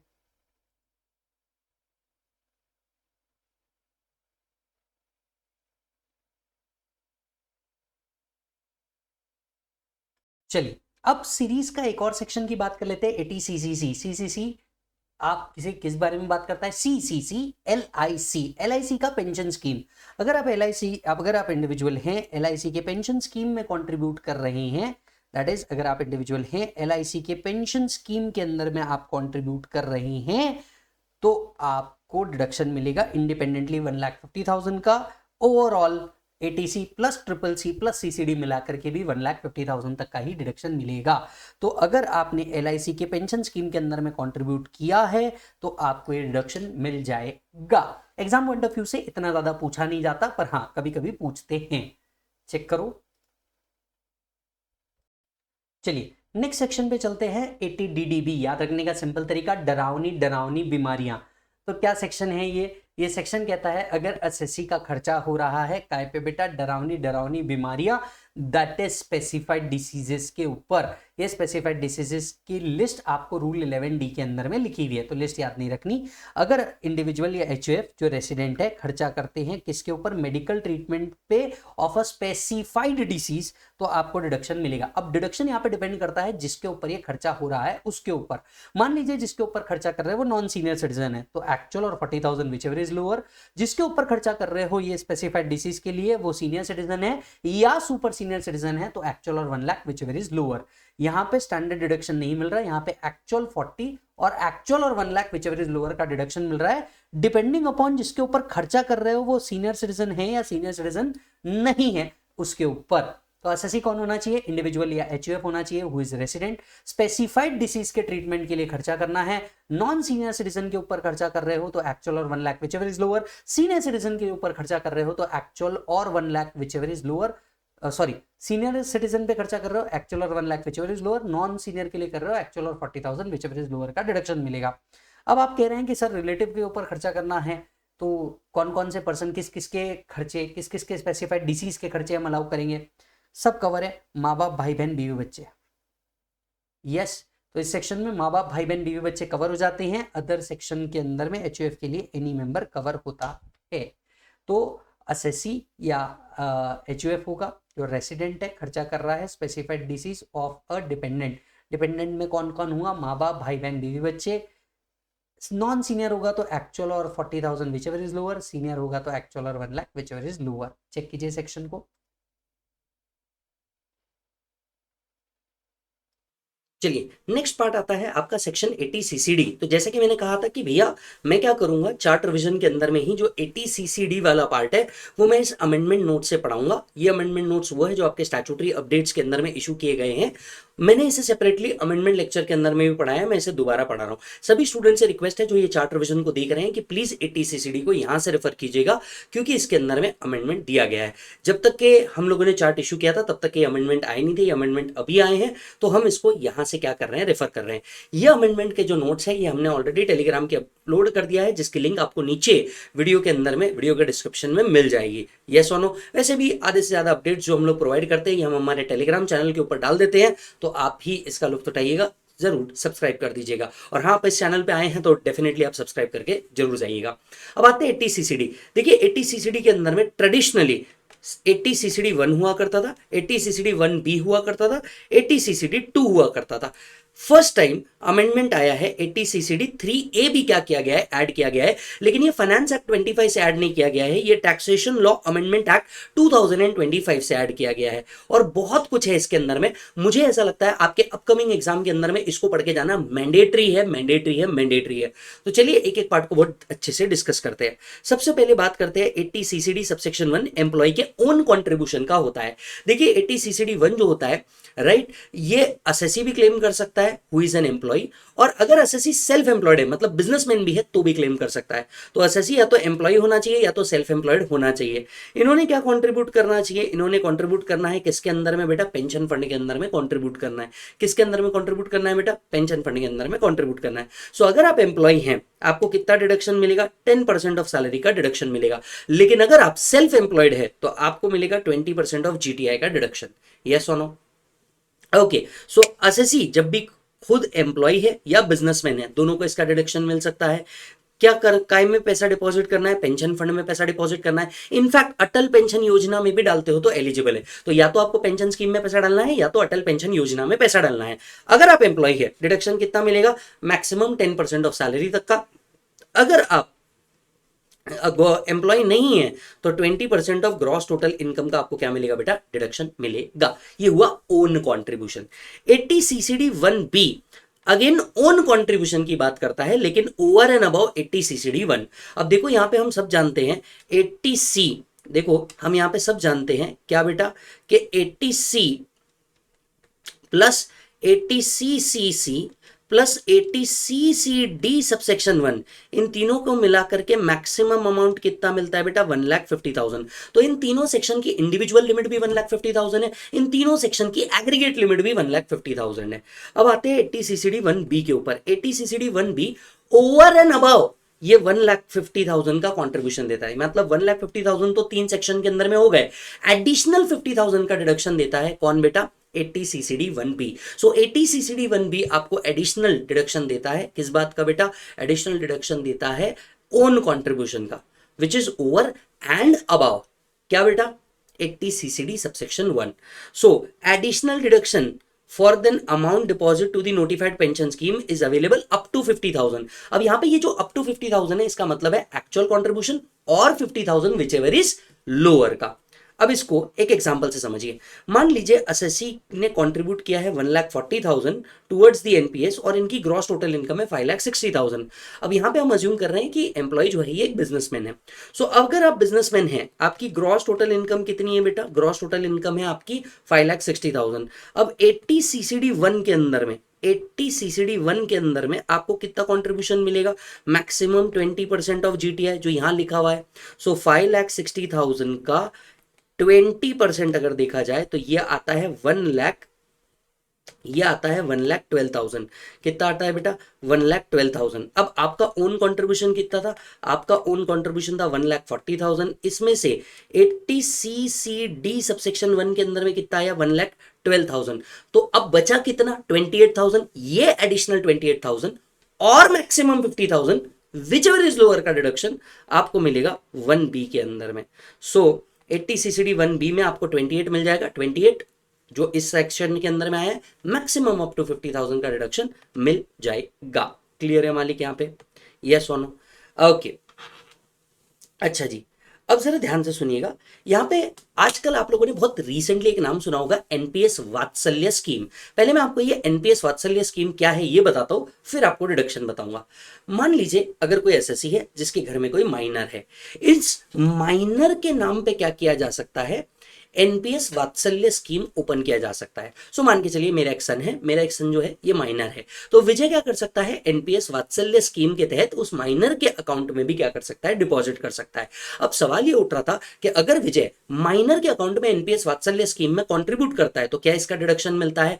अब 80CCD 1B को अमेंड किया गया है और कहा गया है कि अगर विजय ने माइनर के अकाउंट में एनपीएस वात्सल्य स्कीम में कंट्रीब्यूट किया है तो यस डिडक्शन मिल जाएगा। यस, पर डिडक्शन जो है ये ओवरऑल 50,000 ही मिलेगा। मतलब अगर मान करके चलिए ये 28, इसी एग्जांपल के अंदर में मान करके चलिए हमारा कंट्रीब्यूशन था 1,40,000 रुपीज, ठीक है, इन 10,000 एनपीएस वात्सल्य स्कीम का भी था, इन 10,000 किसका था, एनपीएस वात्सल्य स्कीम का भी था। अब 1,12,000 किधर मिल गए, 80CCD सबसेक्शन 1 के अंदर में मिल गए। बचे हुए क्या, बचे हुए 50,000 मैक्सिमम लिमिट तक के अलाउड है आपको। तो ध्यान से सुनना, आपको 1,12,000 कहां मिल गया, 80CCD सबसेक्शन 1 के अंदर में मिल गया। अब आपने कितना कंट्रीब्यूट किया था, 1,40,000 to NPS and 10,000 to NPS Vatsalya scheme, तो आपको 28,000 80CCD 1B के अंदर में तो मिलेगा ही मिलेगा ओन कंट्रीब्यूशन टू एनपीएस, और 10,000 क्योंकि ओवरऑल अमाउंट 50,000 के ऊपर नहीं जा रही, तो आपको बचा हुआ 10,000 जो एनपीएस वात्सल्य स्कीम में भी डाला है उसका भी डिडक्शन मिल जाएगा। मोटे मोटे तौर पे मुझे इतना बोलना है, मेरा additional contribution plus NPS Vatsalya scheme का ओवरऑल कंट्रीब्यूशन भी कितना होगा, 50,000 ही होगा। चेक कर लीजिए। Deduction shall also be allowed to parent or guardian's income in respect of the amount paid or deposited in respect of any minor under the NPS Vatsalya scheme, but subject to maximum of 50,000। So मान करके चलिए आपने contribute कितना किया था, 1,40,000 किया था। अब यहाँ पे 1,12,000 that is 20% of GTI, right. अब मैं एक्सपेक्ट करके चल रहा हूं आपने कंट्रीब्यूट कितना किया था, इस एग्जांपल को बस थोड़ा सा बदल देते हैं। 1,50,000 आपने कंट्रीब्यूट किया था, जिसमें से 1,40,000 आपके नॉर्मल एनपीएस के अंदर थे और 10,000 आपने कहाँ डाला था, मैं मानता हूं वात्सल्य स्कीम में डाला था, ठीक। अब यहाँ पे 1,12,000 आपको कहाँ मिल जाएगा, 80 CCD सबसेक्शन 1 के अंदर में मिल जाएगा, which is subject to an overall limit of 1,50,000। 28,000 आपको मिल जाएगा 80 CCD 1B के अंदर में, और एडिशनली ये 10,000 भी मिल जाएगा कहाँ, 80 CCD 1B के अंदर में। बट ये जो 10,000 है ये एनपीएस वात्सल्य स्कीम का है, बराबर है। अब अगर आप ध्यान से देखेंगे 1B ओवरऑल क्या 50,000 से कम ही है, यस, तो दोनों भी चल जाएंगे, कोई दिक्कत वाली बात नहीं है। अमेंडमेंट समझ में आया, तो बस एनपीएस वात्सल्य स्कीम का डिडक्शन मिलेगा, this deduction is subject to 50,000, ये अमेंडमेंट है पहला। ओके मालिक। अब आता है 80 CCD 2, एम्प्लॉयर जो कंट्रीब्यूट कर रहा है एनपीएस के अंदर में ऑन बिहाफ ऑफ एम्प्लॉय। तो पहले एम्प्लॉय की सैलरी के अंदर में उसे क्या किया जाता है, ऐड। पहले क्या किया जाता है, एम्प्लॉय की सैलरी के अंदर में ऐड किया जाता है, और एम्प्लॉय उसका डिडक्शन ले सकता है। मतलब ओन कंट्रीब्यूशन का तो आप डिडक्शन ले ही सकते हो, ओन कंट्रीब्यूशन का तो डिडक्शन ले ही सकते हो। अच्छा, क्या मैं कह सकता हूं ओन कंट्रीब्यूशन का डिडक्शन कितना मिलेगा, 80 CCD की मैक्सिमम लिमिट है 1,50,000, 80 CCD 1B की मैक्सिमम लिमिट है 50,000। यानी क्या मैं कह सकता हूं दोनों का ओवरऑल डिडक्शन मिला के कितना हुआ बेटा, 2 लाख। तो ये तो आपका 2 लाख अलग हो गया। एम्प्लॉयर कंट्रीब्यूशन पे कोई लिमिट नहीं है, एम्प्लॉयर जो आपको कंट्रीब्यूट कर रहा है पहले आपकी सैलरी के अंदर में ऐड किया जाएगा एंड देन आपको डिडक्शन मिलेगा। कितना, अगर central government state government employ है तो 14% ऑफ द सैलरी। अगर अदर एम्प्लॉयर है, central government state government employer नहीं है, अदर एम्प्लॉयर है, ओल्ड स्कीम में 10% ऑफ सैलरी, न्यू स्कीम में 14% ऑफ सैलरी। तो कमॉन, एम्प्लॉयर ने एम्प्लॉय के बिहाफ पे कंट्रीब्यूट किया। अगर employer central government state government है तो एम्प्लॉई को डिडक्शन मिलेगा 80 CCD सबसेक्शन 2 के अंदर में मैक्सिमम 14% ऑफ सैलरी तक के। अगर central government state government employee नहीं है, ओल्ड स्कीम अगर एम्प्लॉय ऑप्ट करता है तो 10% ऑफ सैलरी का deduction, new scheme employee opt करता है तो 14% ऑफ सैलरी का डिडक्शन मिलेगा। क्लियर है। एक बात याद रखिए, ये जो 2 लाख की लिमिट है ये 80 CCD 1 और 1B की लिमिट है। एम्प्लॉयर्स कंट्रीब्यूशन की कोई लिमिट नहीं होती, एम्प्लॉयर्स कंट्रीब्यूशन की कोई लिमिट नहीं होती, क्योंकि वो एम्प्लॉयर कंट्रीब्यूट कर रहा है, आप अपने सैलरी में वैसे ही सब इंक्लूड कर रहे हैं। आपको बस ये याद रखना है डिडक्शन कितना मिलेगा। क्लियर है। चलिए, अब एक और अमेंडमेंट आया है, यूनिफाइड पेंशन स्कीम, यूपीएस बोलते हैं हम इसको, सबसेक्शन 3A। बेसिकली ये कोई डिडक्शन नहीं है, ये डीम्ड इनकम है। जरा ध्यान से सुनिए, ये डिडक्शन नहीं है, ये डीम्ड इनकम है। अब मुझे नहीं पता इन्होंने डीम्ड इनकम अगर लेनी थी तो किसी और सेक्शन के अंदर में लेते, डिडक्शन के सेक्शन के अंदर में ऐड कर दिया, लोगों के लिए कंफ्यूजन क्रिएट कर दिया। और यस और नो। ओके, अभी देखिए क्या है, जो व्यक्ति क्या करता है, एनपीएस के अंदर में पैसा डालता है, अब उसके पास एक ऑप्शन है, वो एनपीएस में भी पैसा डाल सकता है और यूपीएस में भी पैसा डाल सकता है। मतलब बेसिकली एनपीएस के अंदर ही एक ऑप्शन क्रिएट किया गया है यूपीएस। सो एनपीएस में भी पैसा डाल सकता है, यूपीएस में भी पैसा डाल सकता है, depending upon the scheme he want to take, the benefit he want to take. Okay, so unified pension system has been introduced as an option under the NPS by central government for central government employees. तो ये benefit किसके लिए है, central government employees के लिए है। UPS का benefit किसके लिए है, सेंट्रल गवर्नमेंट एम्प्लॉइज के लिए है। Covered under the NPS so that they can receive an assured payout. Okay, it is a fund-based payout system which relies on the regular and timely accumulation of investments and for grant of monthly payout. तो basically UPS से जो पैसा आने वाला है वो monthly पे out आने वाला है। किसके लिए, सेंट्रल गवर्नमेंट एम्प्लॉय के लिए। याद रखना, सेंट्रल गवर्नमेंट एम्प्लॉय के लिए। अब क्या बोल रहे हैं, 80 CCD 3A provides that amount standing to the credit of assessee being a subscriber to UPS in his account an accretion to such amount. अब ये एक्रीशन टू सच अमाउंट मतलब क्या हुआ, इंटरेस्ट। तो जितना अमाउंट यूपीएस के अंदर में पड़ा है अलोंग विद द इंटरेस्ट, जितना अमाउंट यूपीएस के अंदर में पड़ा है along with the interest received by assessee और नॉमिनी, चाहे उसे असेसी रिसीव करे या डेथ के ऊपर नॉमिनी रिसीव करे, right, in whole in part of the previous account on account of superannuation, voluntary retirement or retirement as per the fundamental rules, such amount shall deemed to be income and be taxed in the year in which such amount is received. So अगर assessee को UPS का पैसा आता है along with interest, तो जिस साल ये रिसीव हुआ असेसी को या नॉमिनी को, ये उनकी डीम्ड इनकम मानी जाएगी। अब यहां पे डिडक्शन नहीं मिला, डिडक्शन तो यूपीएस का वैसे भी मिल जाता है जैसे 80 सीसीडी में मिलता है, यस, क्योंकि वो कंट्रीब्यूशन टू एनपीएस ही माना जाता है। तो जब यूपीएस में आप कंट्रीब्यूट कर रहे हैं तब आपको डिडक्शन मिल चुका होगा, कैसे, एनपीएस के हिसाब से ही। पर जब ये रिसीव भी करेंगे तो इसे इनकम माना जाएगा। तो ये अलॉन्ग विद इंटरेस्ट दोनों भी क्या माना जाएगा बेटा, इनकम माना जाएगा, यस। हालांकि इनकम कब नहीं माना जाएगा, इसको एक एक्सेप्शन भी है, जरा ध्यान से सुनना। अगर आप इसे पूल कॉर्पस में ट्रांसफर कर देते हैं, राइट, तो फिर ये क्या नहीं माना जाएगा, इनकम नहीं माना जाएगा। However, assessee shall deem not to have received any amount if such amount is transferred to pool corpus from individual corpus account, तो ये क्या नहीं माना जाएगा, इनकम नहीं माना जाएगा, right. Further, exemption from payment from NPS trust to assessee being subscriber to UPS. Any payment from NPS trust to assessee being subscriber to UPS at the time of superannuation voluntary retirement to the extent it does not exceed 60% shall be exempt. अब इन्होंने क्या बोला sir, देखो 80 CCD sub section 3A बताता था कि UPS से मिलने वाला पैसा इनकम माना जाएगा, क्या माना जाएगा, इनकम, लेकिन उसमें का टैक्सेबल कितना होगा वो नहीं बताया था। सबसेक्शन 3A ने सिर्फ ये बताया था कि यूपीएस से जो पैसा मिल रहा है अलॉन्ग विद द इंटरेस्ट, ये क्या माना जाएगा, इनकम माना जाएगा। अब इनकम कितना माना जाएगा, अब इनकम कितना माना जाएगा, टैक्सेबल इनकम माना जाएगा ओनली 40%, 60% एग्जम्प्ट होगा अंडर सेक्शन 10(12)AA। यहां पे भी हुआ है अमेंडमेंट, अंडर सेक्शन 10(12)AA यहां पे हुआ है अमेंडमेंट। तो अब जरा ध्यान से सुनना, यूपीएस में जब आप कंट्रीब्यूट करोगे तो इसका डिडक्शन आपको कहां मिल जाएगा, 80 सीसीडीज में इसका डिडक्शन मिल जाएगा। यूपीएस से जब अमाउंट रिसीव होगा, जब अमाउंट क्या होगा बेटा, रिसीव होगा, और ये रिसीव होगा अलोंग विथ इंटरेस्ट, तो 80 सीसीडी सबसेक्शन 3A बोलता है तुम इसे क्या मानो, इनकम मानो, ठीक है, क्लियर। अब नेक्स्ट पॉइंट क्या बोलता है, नेक्स्ट पॉइंट बोलता है कि भैया अब इसमें से टैक्सेबल कितना है, तो वो बोलते हैं कि भैया देखो, अगर सब्सक्राइबर को रिटायरमेंट के टाइम पे, कहां बेटा, रिटायरमेंट के टाइम पे यूपीएस से पैसा निकलता है तो 60% एग्जम्प्ट और 40% टैक्सेबल मानेंगे, 60% एग्जम्प्ट और 40% टैक्सेबल मानेंगे। ये कहता है 10(12)AA। ये कौन कहता है, 10(12)AA कहता है। अब एक और सबसेक्शन आया है, section 12AB, any lump sum amount received by assessee being a subscriber to UPS shall be exempt.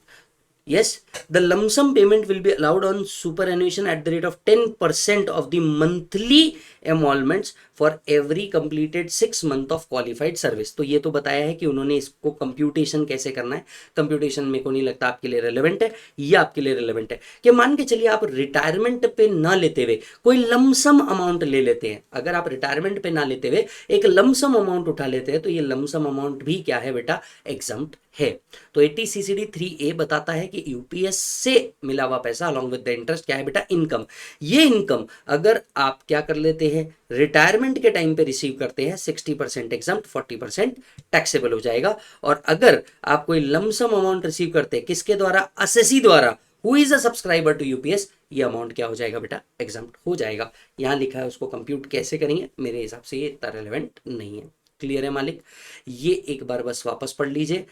2 से 3 अमेंडमेंट यहाँ आए हैं। Amendment number 1, NPS Vatsalya scheme में माइनर के लिए जो कंट्रीब्यूट किया जा रहा है इसका डिडक्शन 80 सीसीडी 1B में मिलेगा। दूसरी चीज, यूपीएस में अगर आप पैसा लगाते हैं तो यस इसका 80 सीसीडी में डिडक्शन मिलेगा। तीसरा, यूपीएस से पैसा आता है तो इसे इनकम माना जाएगा अलॉन्ग विद द इंटरेस्ट। अगर ये पैसा रिटायरमेंट के टाइम पे मिला है, यस, तो 60% एग्जम्प्ट, 40% टैक्सेबल। अगर ये लमसम पैसा मिला है तो ये क्या हो जाएगा बेटा, एग्जम्प्ट हो जाएगा। क्लियर है, यस, चेक कर लीजिए। नेक्स्ट सेक्शन पे आ जाते हैं 80M। अब देखिए 80M का जो डिडक्शन है ना, ये सिर्फ और सिर्फ कंपनीज को मिलता है, दैट टू डोमेस्टिक कंपनीज को ही मिलता है। डोमेस्टिक कंपनी अगर डिविडेंड रिसीव करती है किसी अनदर डोमेस्टिक कंपनी से, फॉरेन कंपनी से या बिजनेस ट्रस्ट से, and at the same time वो डिविडेंड पे भी करती है, तो डिडक्शन मिलता है डिविडेंड रिसीव्ड और dividend paid before the due date of filing ROI whichever is lower का।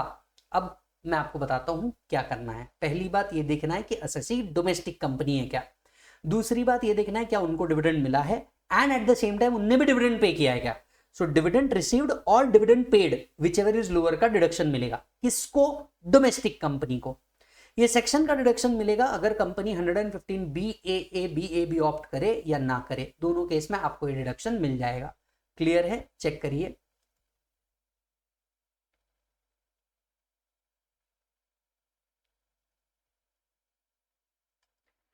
चलिए बात कर लेते हैं आपके 80G की। 80G मतलब डोनेशन, G मतलब गिविंग, गिविंग द डोनेशन, इस तरीके से इसे याद रखा जा सकता है।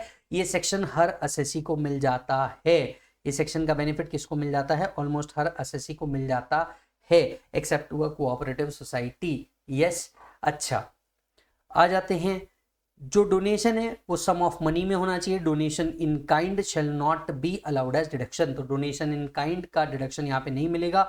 2000 से ऊपर का डोनेशन कर रहे हैं तो वो कैश में नहीं चलने वाला। 2000 रुपए के ऊपर का डोनेशन कर रहे हैं तो वो कैश में नहीं चलने वाला। अब इस सेक्शन में डिपेंड करता है आप क्वालिफाइंग लिमिट में कवर हो रहे हैं या क्वालिफाइंग लिमिट में कवर नहीं हो रहे हैं। अब इस सेक्शन में भी अगर आप देखेंगे तो एक बहुत बड़ी लिस्ट मैंने आपको दी है। घबराइए मत, पूरी लिस्ट को याद नहीं रखना। एक ऐसा तरीका दे दूंगा, ऐसा फॉर्मूला दे दूंगा कि तुम बोलोगे भाई साहब फुल रिस्पेक्ट, मालिक क्या बताया है। अब ध्यान से सुनना क्या है। देखिए maximum of the contributions qualifying limit में नहीं आते, तो उनका डिडक्शन बड़ा सिंपल है, whatever is the amount they are paying into percentage, game over. Yes, अब यहाँ पे परसेंटेज का गेम है। अब जैसे आप पूरी लिस्ट देखेंगे इसके आगे की, राइट, जो मैं इस वीडियो में कवर नहीं कर रहा, डायरेक्टली अगर आप इस पूरी लिस्ट को देखोगे तो उसके आगे आपको परसेंटेज दिया है, पर इस परसेंटेज का शॉर्टकट मैं आपको जरूर देके चल जाऊंगा ताकि आपको इतनी बड़ी लिस्ट को याद ही ना करना पड़े। तो लेट्स गेट इट ऑन। अब अगर आप क्वालिफाइंग लिमिट में कवर नहीं होते तो सीधा अमाउंट इनटू परसेंटेज कीजिए, गेम ओवर। लेकिन अगर आप क्वालिफाइंग लिमिट में कवर होते हैं, अब अगर आप टेबल को ध्यान से देखेंगे इसके आगे वाले, तो आपको हर जगह पे, जैसे ये बाजू वाला टेबल देख लीजिए, इसके हर जगह पे आप क्वालिफाइंग लिमिट में कवर है या नहीं है वो सारी बातें आपको यहाँ पे बताई जाती है, राइट। बट मैं आपको सीधी सीधी एक लिस्ट दे देता हूँ कौन कौन लोग क्वालिफाइंग लिमिट में कवर्ड है। Majorly public charitable trust, family planning, ये दो को ही याद रख लो, बाकी किसी को याद रखने की जरूरत नहीं। हालांकि ऐसे 7 आइटम है आपके regular book, fast track book में भी मैंने लिख करके दिया है, ऐसे 7 आइटम है, याद रखना। एक चैरिटेबल ट्रस्ट, दूसरा फैमिली प्लानिंग। अगर आप इनके लिए खर्चा करते हैं तो आपकी जो मैक्सिमम लिमिट है इसका आपको डिडक्शन मिलेगा। मैक्सिमम की लिमिट कितनी है? एक्चुअल डोनेशन और 10% ऑफ एडजस्टेड टोटल इनकम। तो आपको करना क्या है? सबसे पहले एक्चुअल देखना है या 10% ऑफ अति देखना है। अति adjusted total income which ever is lower, उसका 100 या 50 निकालना है। मतलब स्टेप नंबर 1 एक्चुअल डोनेशन निकालिए, स्टेप नंबर 2 10% ऑफ एटीआई निकालिए, that is adjusted total income का 10% निकालिए। इन दोनों में से जो भी लोअर होगा उसका 100 या 50 आपको लेना है। Are you getting the point? और चैरिटेबल ट्रस्ट के केस में 50 आता है, तो आपको एक सेपरेट वर्किंग नोट बनानी पड़ती है। बराबर, वापस से 2 पार्ट में हम लोगों ने डिवाइड किया। पहला, क्वालिफाइंग लिमिट में कवर नहीं है। अगर आप क्वालिफाइंग लिमिट में कवर नहीं है, amount into percentage, game over. अगर आप क्वालिफाइंग लिमिट में कवर है, स्टेप नंबर 1 एक्चुअल डोनेशन निकालिए, स्टेप नंबर 2 10% ऑफ अति निकालिए, स्टेप नंबर 3 दोनों में का लोअर ले लीजिए, स्टेप नंबर 4 उसका 50 या 100 कीजिए, आपका डिडक्शन निकल जाएगा। ठीक है, तो विद क्वालिफाइंग लिमिट का मैक्सिमम लिमिट कितना है? 10% ऑफ एडजस्टेड टोटल इनकम, अगर आप विद क्वालिफाइंग लिमिट आ रहे हैं तो। यस, अगर आप क्वालिफाइंग लिमिट में नहीं है तो सीधा सीधा अमाउंट इनटू परसेंटेज। अब क्वालिफाइंग लिमिट कितनी है या एडजस्टेड टोटल इनकम कैसे निकाला जाएगा? बड़ा सिंपल तरीका है, लीजिए ग्रॉस टोटल इनकम, इसमें से माइनस कीजिए long term capital gain, minus कीजिए शॉर्ट टर्म कैपिटल गेन, जो 111A का होगा वही वाला। 80C टू 80U के जितने डिडक्शन आपने अब तक के लिए है वो सब माइनस कर दीजिए, जो बना वो बचेगा एडजस्टेड टोटल इनकम। तो ग्रॉस टोटल इनकम लीजिए, इसमें से कैपिटल गेन्स का पूरा इनकम माइनस कर दीजिए, और जितने डिडक्शन चैप्टर 6A में लिए हैं वो भी आपको माइनस करने होंगे, तो आपका एडजस्टेड टोटल इनकम मिल जाएगा। इसका 10% आपकी मैक्सिमम लिमिट बनेगा। तो 10% ऑफ अति को एक्चुअल के साथ कंपेयर कीजिए, विच एवर इज लोअर, उसका 50 या 100% आपको लेना है। यस, आपको मैं टाइम दे रहा हूं, इसके नीचे की लिस्ट को एक बार रेफर कर लीजिए। खैर, मैं शॉर्टकट बताना तो भूल ही गया, पहले शॉर्टकट बता देता हूं। देखिए, इस पूरी बड़ी लिस्ट का शॉर्टकट मैं आपको बताता हूं, लिस्ट को ध्यान से देख लेना मेरे बताने के बाद। कहीं पे भी प्राइम मिनिस्टर, चीफ मिनिस्टर, कोई स्टेट का नाम, किसी दूसरे नेशन का नाम, अगर ये सब आपको लिखा हुआ दिख रहा है, स्ट्रेट 100%। गांधी नेहरू फैमिली आपको दिख रहा है 50%, समझ में आ रहा है? गांधी नेहरू फैमिली दिख रहा है 50%, चैरिटेबल ट्रस्ट दिख रहा है 50%, बाकी सब पे 100%। इतना सिंपल तरीके से तुम इसको याद रख सकते हो। हालांकि इसके एक्सेप्शन भी आपको देखने को मिल जाएंगे, पर ये मोटे मोटे तौर पे आपके लिए वर्क कर लेगा, ठीक है। इसमें सबसे ज्यादा क्वेश्चन चैरिटेबल ट्रस्ट वाले पार्ट पे आते हैं, वो एक दो क्वेश्चन अच्छे से सॉल्व कर लेना। मैंने क्वेश्चन बैंक में इसके ऊपर क्वेश्चन लिए हैं, रेगुलर और फास्ट ट्रैक में भी हमने इस पे क्वेश्चन लिए हैं, तो आई एम श्योर आपने उसे अब तक देख लिया होगा, तो मैटर खत्म है। डन मालिक, बढ़ते हैं आगे, चेक कर लो एक बार। चलिए, नेक्स्ट सेक्शन आता है आपका 80JJAA। अब ये सेक्शन क्या है? जंग जा, इस तरीके से आप इसे याद रख सकते हैं। कोई भी एसएससी जिसका पीजीबीपी इनकम आ रहा हो, चाहे वो कलेक्टिंग या processing of treating biodegradable waste, तो collecting of biodegradable waste, processing of biodegradable waste, generating power, producing biofertilizer, biopesticides, other biological agent or producing biogas or making pellets and briquettes से income आ रहा होगा। First 5 years 100% of the PGBP shall be allowed as deduction.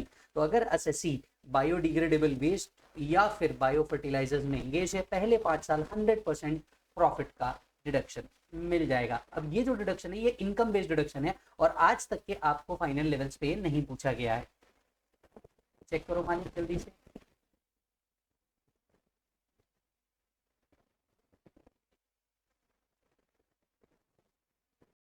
Next section पे आते हैं। Next section है आपका 80QQB। याद रखने का तरीका, क्यों आखिर क्यों ये बुक्स बनाई।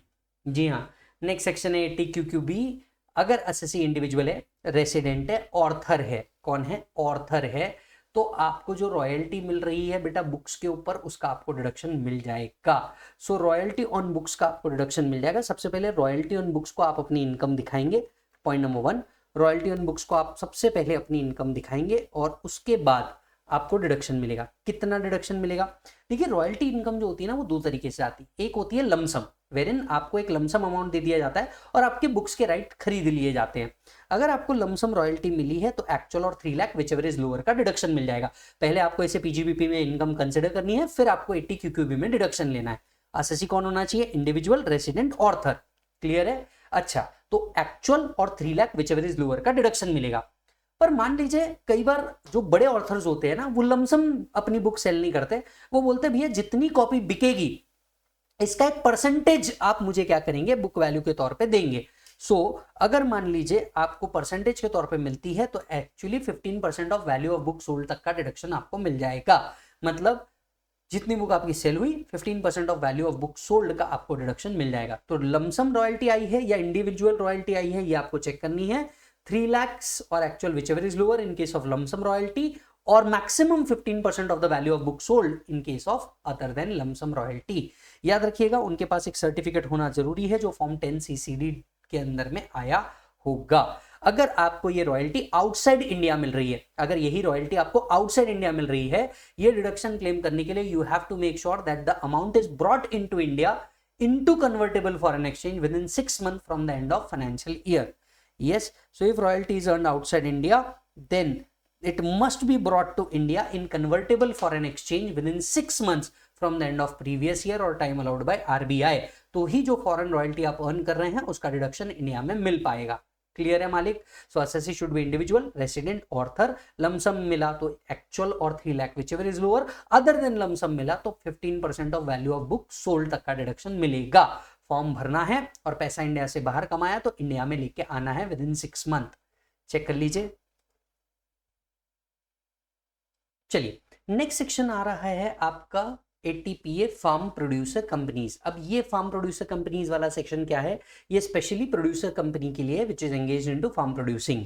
So producer company, that is farm producer company, generating the income out of marketing of agricultural produce. So मान लीजिए उन्होंने agricultural produce खरीदा, अपने members को दे दिया, या purchase of agricultural implement, seeds, livestock, other article intended for agricultural purpose, या फिर processing of agricultural produce to its member.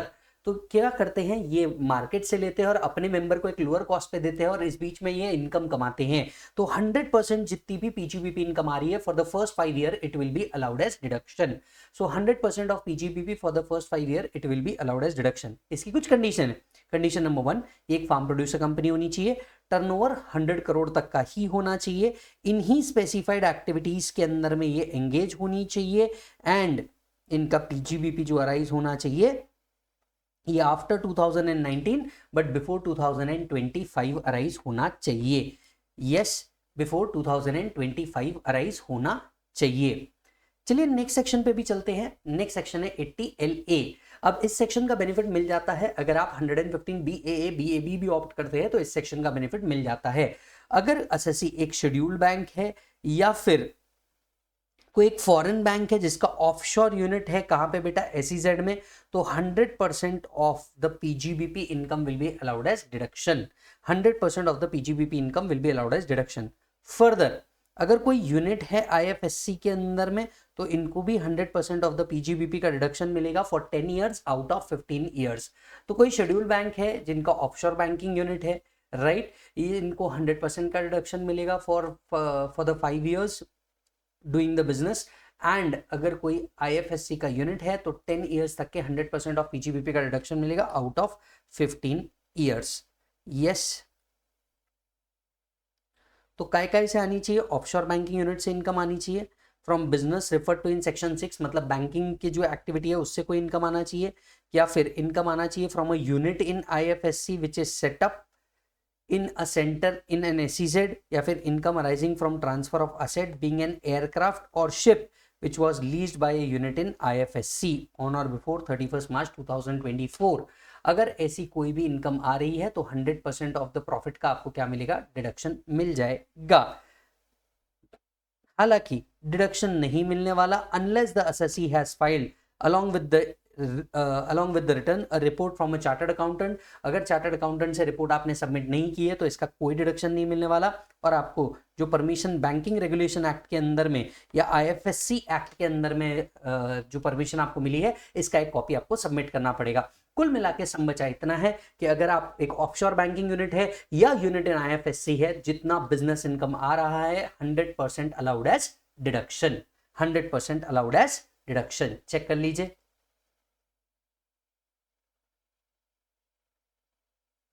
Yes sir, next section आ रहा है आपका 80JJAA. बड़ा इंपॉर्टेंस रखता है ये सेक्शन. आइए समझते हैं. एसएससी वो होगा जो टैक्स ऑडिट के अंदर में कवर होना चाहिए, मतलब वो एसएससी जिस पे टैक्स ऑडिट के प्रोविजंस एप्लीकेबल है वो इस सेक्शन का बेनिफिट ले सकते हैं. वो इस सेक्शन का बेनिफिट ले सकते हैं. किस बात का डिडक्शन मिलेगा, न्यू एम्प्लॉयमेंट रखने का डिडक्शन मिलेगा. सो अगर एसएससी न्यू एम्प्लॉयमेंट प्रोवाइड करता है 30% of the additional wages of new regular workman का बेनिफिट मिल जाएगा.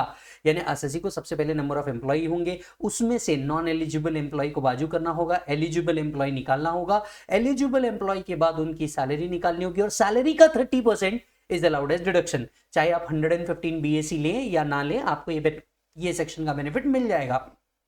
चाहे आप अल्टरनेटिव टैक्स स्कीम लें 115 BAA BAB का या ना लें, आपको इस सेक्शन का बेनिफिट मिल जाएगा. सो एसएससी को कितना डिडक्शन मिलेगा, 30% of the additional wages of new regular workman. कितने साल तक के डिडक्शन मिलेगा, 3 असेसमेंट ईयर तक के इसका डिडक्शन मिलेगा, राइट. हालांकि 3 साल आपको वर्कमैन रखने पड़ेंगे. ऐसा नहीं होगा कि 1 साल रखा और उसके सैलरी का 3 साल डिडक्शन मिलेगा ना. आपको 3 साल कंटिन्यूअसली क्या करने होंगे,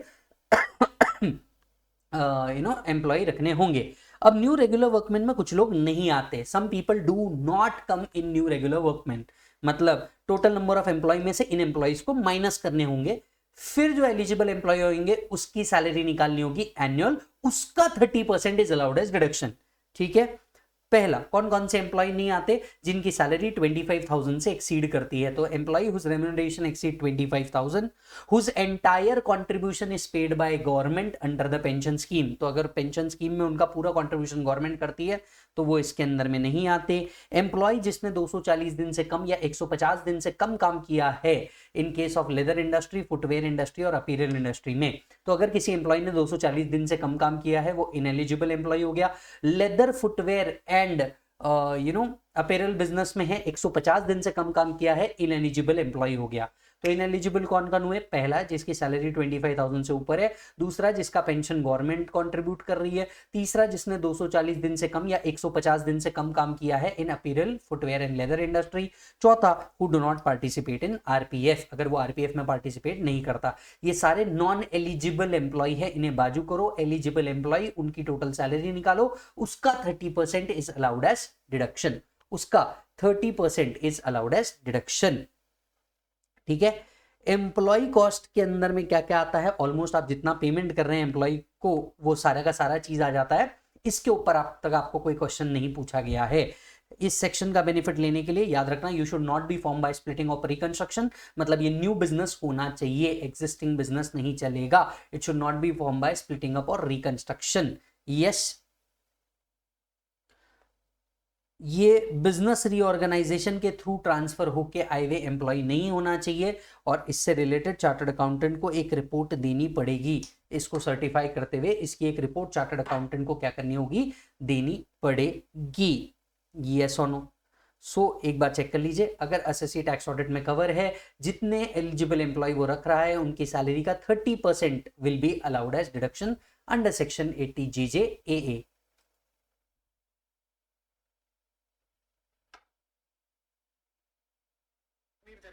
एक और सिमिलर सेक्शन की बात कर लेंगे, 80 RRB। 80 RRB royalty on patents के बारे में बात करता है।